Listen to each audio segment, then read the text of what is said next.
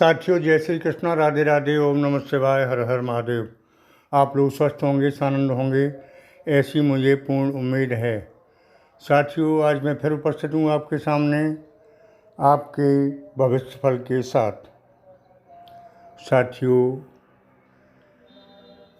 आज मैं आपको 13 जून 2024 से जो आपके ग्रह नक्षत्रों में परिवर्तन आ रहा है उसके बारे में चर्चा करते हैं।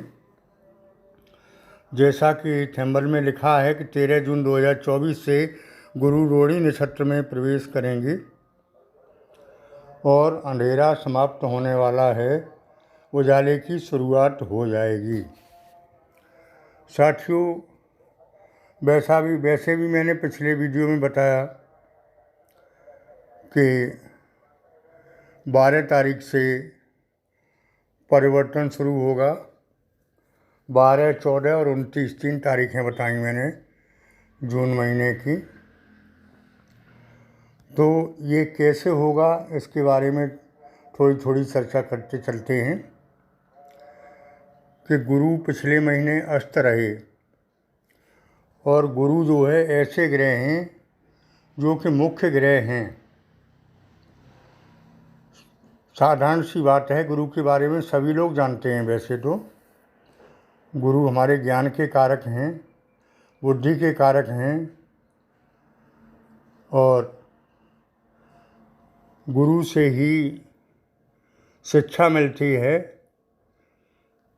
ज्ञान मिलता है। पिता के कारक हैं, सुख के कारक हैं, बुद्धि के कारक हैं। तो गुरु बहुत कुछ हैं जीवन में। इसी तरह से गुरु ग्रह का विशेष महत्व है ज्योतिष शास्त्र में। तो जब गुरु ही अस्त रहेंगे तो क्या मिलेगा? यानी पिछले महीने मई में गुरु अस्त रहे थे। अब गुरु जो है रोहिणी नक्षत्र में प्रवेश कर रहे हैं 13 जून को। तो रोहिणी नक्षत्र भी एक मुख्य नक्षत्र है।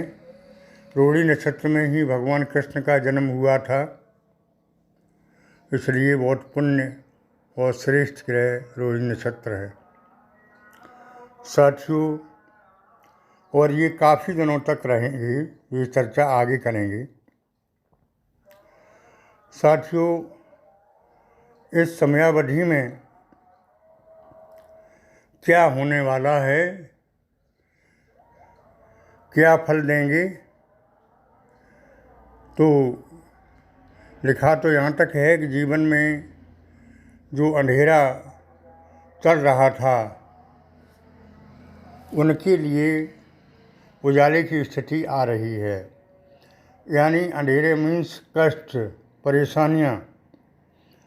तो ये उन्हीं के लिए है जिनके जीवन में कष्ट और परेशानियाँ रहीं, उनकी अब 13 जून से कष्ट और परेशानियाँ दूर हो रही हैं, क्योंकि बड़े बड़े ग्रहों का भी परिवर्तन हो चुका है और या हो रहा है। जैसे गुरु का परिवर्तन, शुक्र का परिवर्तन,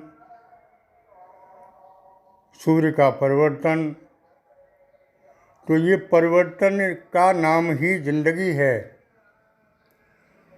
जैसे परिवर्तन होते रहते हैं और उसी आस से ज़िंदगी कटती रहती है, कभी अच्छा कभी बुरा। जैसा ग्रहों का परिवर्तन होता है वैसे ही हमारी ज़िंदगी का पहिया घूमता है। देखते हैं, कभी अच्छा होता है तो कभी खराब होता है। ये सब ग्रहों का खेल है। साथियों, ज्योतिष एक प्रॉपर विज्ञान है, अंधविश्वास नहीं है।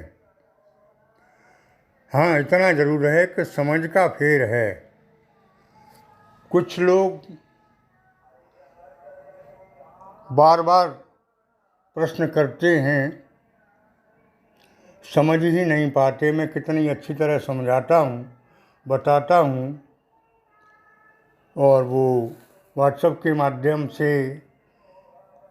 परेशान करते हैं कि आचार्य जी इसका क्या होगा, आगे क्या होगा, आगे क्या होगा। मुझे क्या पता, जब तक आपकी कुंडली सामने है मेरे, तब तक मैं बता सकता हूँ। कुंडली सामने नहीं है तो मैं झूठ ही बता सकता हूँ, सत्य नहीं। और झूठ बोलने की मुझे आदत नहीं, इसलिए व्हाट्सएप पर परेशान ना करें। अगर वास्तव में सच्ची कुंडली, सही कुंडली आपके पास है तो उसे भेजकर आप अपनी कुंडली का विश्लेषण करा सकते हैं। और एक बार कर दिया और फिर बार बार उसी के बारे में पूछना नितांत गलत है। मैं नहीं बता पाऊँगा, इसके लिए क्षमा चाहता हूँ। साथियों, आगे मैं बताना चाहूँगा कि ये ग्रहों का परिवर्तन वास्तव में आपके जीवन में परिवर्तन लाएगा। और आपने महसूस भी किया होगा कि समय में बदलाव आया है। कृपया कमेंट में लिखें। आज 12 तारीख है और आज से विशेष बदलाव की शुरुआत हो चुकी है। मैं 13 जून के बारे में बात कर रहा हूँ और इससे आगे के बारे में। तो कह ये रहा था मैं कि रोहिणी नक्षत्र में गुरु का प्रवेश अति शुभ माना जाता है। इस समय में आपके जीवन का वो समय आ रहा है जो कि अकल्पनीय है, जिसकी आपने कल्पना नहीं की है। क्योंकि बहुत दिनों पुराना मरीज हो जाए तो उसे आशा ये नहीं रहती है कि मैं ठीक होऊंगा कि नहीं होऊंगा। मर्ज पुरानी बन जाती है तब। तो वास्तव में बहुत दिनों से कष्ट रहे, आपके जीवन में अंधेरा रहा, प्रकाश देखा ही नहीं। अब उस समय की शुरुआत होने जा रही है। साथियों, शुक्र ग्रह ऐसे हैं, उनका परिवर्तन के बारे में थोड़ी चर्चा कर लेते हैं कि आपके जीवन में ऐशो आराम की सभी वस्तुएं, स्वास्थ्य की चमक, भोग विलास के साधन, सभी कुछ परिवर्तित होता दिखाई दे रहा है इन ग्रहों के परिवर्तन से। साथियों, ग्रहों की माने तो भूमि भवन वाहन के भी योग बनते दिखाई दे रहे हैं। और ये समय जो आ रहा है उसमें आपका दाम्पत्य जीवन सुखमय रहेगा, विचार मिलेंगे, चली आ रही कटुता दूर होगी, शादी के योग बन रहे हैं। और एक को हमारे साथी ने जो प्रश्न किया था एक बार, हालांकि उनका डिटेल में जवाब देंगे, उनकी फीस जमा है, नौकरी के बारे में परिवर्तन के योग हैं, ट्रांसफ़र के योग हैं और प्रमोशन के भी योग हैं। साथियों, ये सब कुछ पाने के लिए कर्म जरूरी है। ऐसा नहीं है कि बिना कर्म किए हुए अचानक सब कुछ मिल जाए। अचानक तो वही मिलेगा जो कर्म करने वालों से छूट जाता है, रह जाता है। आप मेहनत करेंगे, निश्चित उसका फल मिलेगा।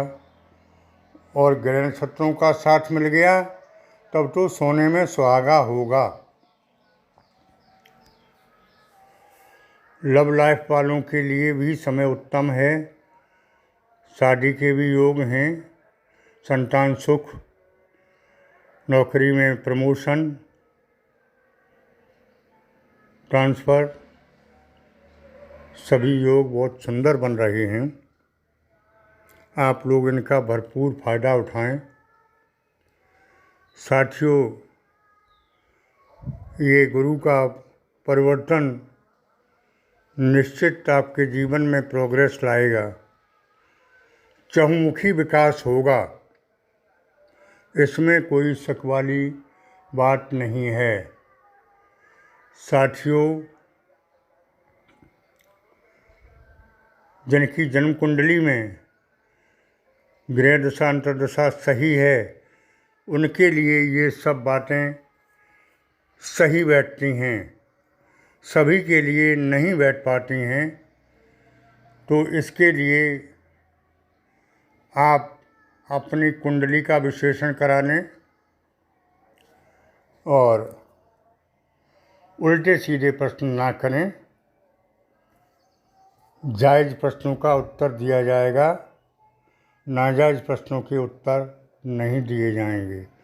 फिर मैं दोबारा रिपीट करता हूँ कि डॉक्टर के सामने मरीज़ हो तो वो बता सकता है, और एस्ट्रोलॉजर के सामने जन्म कुंडली हो तब वो बता सकता है। वकील के सामने फाइल हो तब बता सकता है। अन्यथा की स्थिति में जो बताएगा वो झूठ बताएगा। मैं स्पष्ट शब्दों में बताना चाहता हूँ आपको।